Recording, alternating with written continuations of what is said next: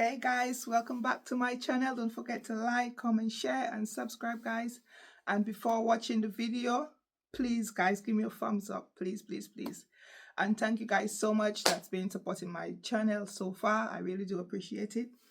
And yeah, keep streaming guys, loads of new content on the way. And yeah, thank you so much guys. So yes guys, so today it's a video that a lot of people have been waiting for. I've got a few requests from a few friends asking to do a video on military background. Yes guys, so to all my subscribers, yes, I'm currently serving in the British Army, and today I'm just going to give you guys a short story time on my journey into the British Army.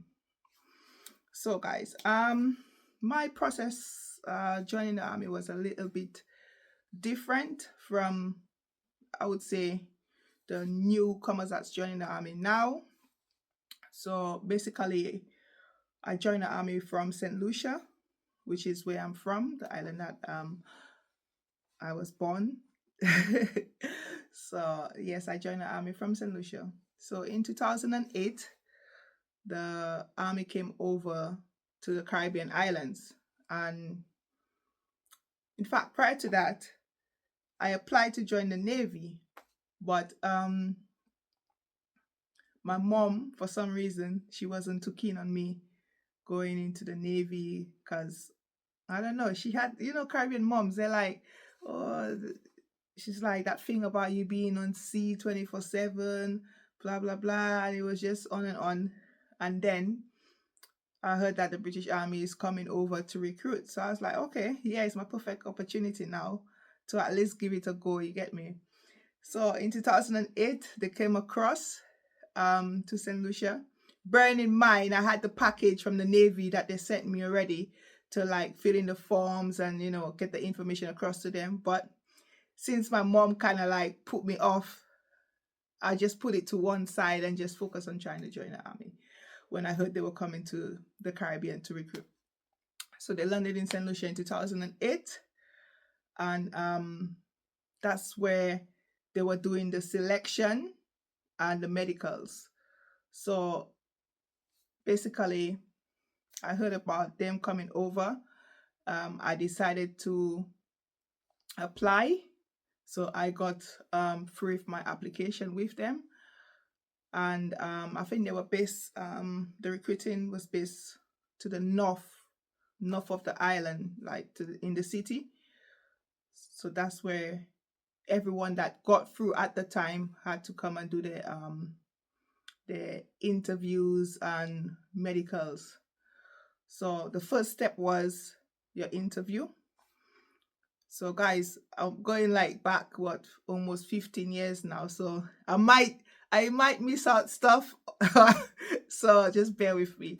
I'm just trying to remember as much as I can and try and make the video enjoyable at the same time. So yeah, the first step was the interview.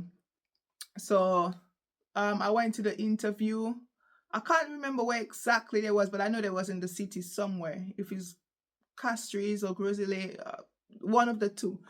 So I went over in the city. I had my interview with them. That went well. Following up my interview, I got sent back with like forms to go get my medical done. And then you had to do a test at the time. I think it was a maths test and an English test, but it was like just basic maths and English. So it's not like the highest grade or the highest point you get the job that you want. And at the time, I didn't even know what job I wanted. I just wanted to try and join the army and get through. You get me? I didn't even know the jobs they were offering, to be honest. So yeah, I got sent with the medicals and that. So I went back to where I'm from to get the medicals done. Yeah, with the doctors and all of that. So I done that. Then I went back with the medicals because there were different tests that they had to do. So I think they were checking for your heart, blood, heart, blood, and yeah, other tests. I really can't remember, because nowadays I think they even test for sickle cells. So anyone that's joined the army and they new, please correct me if I'm wrong. I think in the comment section nowadays I think they do test for sickle cells, because you know, health reasons and all of that. So yeah, so I think we done so my heart rate and everything. My heart was all right. My medicals overall, they was all right. And then, so once your medicals are okay, because a few of my friends, I think they had like maybe a murmur or something like that in their heart, or they were hearing like an extra beat or something, guys. I don't know, but yeah, something along those lines. Yeah, they were hearing like some extra sound or something. Maybe the heart rate wasn't normal. Yeah, let's put it that way. So it wasn't a normal heartbeat. So they got sent back to do a medical. So I didn't have those issues, thanks God. So my medicals was all right.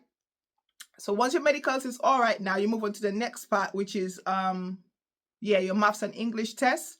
So I done my maths, I done my English test, and all of that was okay. So then I think we just had to wait maybe a few days, and then you will get a I think it's a text or email at that time, when you're gonna be doing your run. So for females, I think that it was 1.5 miles, and you had to do it under 13 minutes. Please correct me again in the comment section, those that joined the army from anytime from 2008 to 2009. So yeah, so it was like, what was it? Yeah, under 13 minutes, yeah, it was a pass, and then it was 50 sit-ups. Yeah, so I think you do the sit-ups first. So we done the sit-ups first, and then you go straight into the run. So yeah, so I had my date to do all of that. Before my run, I used to train really hard, guys, because brain in mind was something that I wanted so bad. So I used to be training like every day, probably running around the blocks. I mean, probably my neighbors back home, if they're watching this, they probably can't remember me running in that hot sun non-stop, you get me? But yeah, when you want something, you gotta go for it, right? So yeah, I had my date. I went over, done my sit-ups, smashed that out, because girl was fit in it. You get me? So smash up my 50 sit-ups in a flash. And then bearing in mind there was loads of us, because loads of people did apply to join and stuff like that. I mean, some people couldn't finish the 50 sit-ups, some people, yeah, they struggled. But yeah, if you didn't train, you would struggle in those times. Or if you wasn't a fit person overall, you would struggle. But me, I done my training, so yeah, I smashed out my 50 press-ups, bang, bang, bang. Yeah. Following that was the run. So before the run, now you do like a 800 meters warm up. So yeah, so we done the warm up. I think it was around the stadium or something like that. Guys, honestly, I'm trying so hard to remember, and I'm not even that old yet. But yeah, yeah. So it was an 800 meters warm up, and then after the warm up, you get maybe 2 or 3 minutes. Make sure your shoelace, is tied properly and tucked in. So yeah, so done our warm up. I tell you, it was loads of it. It was like a marathon. It was like, I don't know if any of you guys have done a marathon before. It's like everyone just at the start line, just like boof out there. You get me? So yeah, done the warm up. After the warm up, we got put to the start line, because in the warm up they will show you the route that you would do your 1.5 mile in. So yeah, at the start line, smashed up my 1.5. You get me? Because I tell you guys, I was training for this thing. There was a few people that struggled. I can't remember, like I saw one of my friends vomiting along the way. You know what I mean? But you have to stay focused in it, because if you're gonna be like you're gonna wait for your friend, time is going. You know what I mean? So you have to get your time in, and you have to know what you're doing. So yeah, so I beat the the time, which was on the 13 minutes. I can't remember the time I got, if it was 7.5, sorry, but nah, I'm joking. It was probably I don't even know, maybe 10, 11 I came in, maybe 10 minutes, 11 minutes, between 10 and 11, I would think.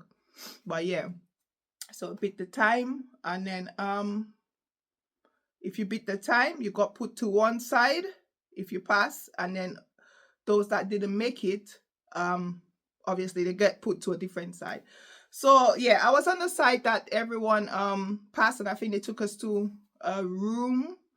Everyone that, you know, beat the time and stuff like that, they took us into a room and they told us congratulations, blah blah blah, we've beat the time. And yeah, our next step now is to do the what's it called, to do the,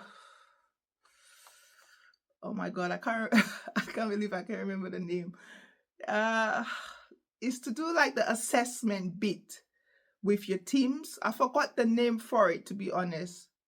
If I remember, I'll put it up in this, I'll type it up in the screen. But yeah, it's to do your assessment bit. So that bit now is like you get put into groups. I think it's groups of 4 to 6. And yeah, team tasks actually, yeah. So you get put in groups to do like team tasks to see how well you communicate and stuff like that, to overcome fears and like team bonding, stuff like that, you know. So I was put into my group, and then I think we had to do stuff like building bridges, crossing over the bridge, just doing loads of team tasks, showing that you aggressive but not too aggressive, good communication skills, good team bonding, helping out your mates and stuff like that. So yeah, and that was the last part of the entire assessment bit through joining the military from St. Lucia. So we done that bit, and everybody that done that bit, then they passed, and basically, you know, you're on your way to the British Army, basically. So after that, now I think we had some forms that to pick our job choices, but bear in mind, you might pick to become a technician, but that doesn't mean you gonna get the job when you reach the United Kingdom as a technician. But you know, we still had the option at least to pick 3 different job choices that we wanted. You might not get the first one, but you might get the 2 others, or you might get whatever that's available for you. So yeah, so that was the last part. And then I think that was it. It was quite straightforward, to be honest. So I got through with everything. So everyone that got through now, we had to be maybe waiting. Yeah, I think, yeah, because the British Army, after they done the whole recruiting, I think they spent like 2 days or 3 days in St. Lucia, because they were going like from island to island. So they spent 2 days in St. Lucia. So yeah, after the recruiting, they went back to maybe the next island, or maybe back to the UK. And then what we had to do now is obviously carry on our training, because the next thing that we're gonna get is our date when to arrive in the United Kingdom. So I think I waited maybe around 8 months, if that. Yeah, because I think I got my email in 2009 with my date as to when to come to the UK and join the British Army. So yes, guys. So basically, that's my journey. And when I got to the United Kingdom, I was you know, I was on the flight. I didn't know anyone. I think it was my first time traveling to a big country. Of course, I was excited. I was nervous at the same time, because you just don't know what will happen. But to be honest, all I knew, I was just going out there to give it my best shot. So yeah, but that's basically my journey from St. Lucia and how I joined the army. I know some people do apply online and stuff like that, but I never went through that, because I was quite fortunate that They came to they were around the Caribbean at the time looking for recruits. So yes, guys. So I hope you enjoyed my story time. I know that I probably missed out some information, to be honest. Anyone in the comment section that joined around my time, please tell me if I missed out anything. Tell me if I said anything wrong. Please correct me in the comments. But you know, as time goes by, sometimes you don't remember everything. You do forget some stuff, you know. So I think that's most of it, anyways. On how I got through. Has things have changed prior to joining now? I'm not sure. Um, because I haven't been in any situation where, you know, I have to go online. I think it's changed now. I don't think it's the same. I think they do like more for the tests, because back in the days probably it was just your heart test and just a few other tests. But I think now they go like more in depth with the tests and stuff like that to prevent for the injuries and whatnot. But yeah, but basically that's it. And I hope you guys enjoy my short story time on how I joined in the British Army. And hopefully, guys, I could do a part two and I could have interview with, um, you know, a former soldier that's serving now, just to ask basic questions and stuff like that. So hopefully I could do a part two video and on that topic. But anyways, guys, don't forget to like, comment, share, and subscribe. And thank you guys so much for watching my video. And I'll see you guys in part two. Bye.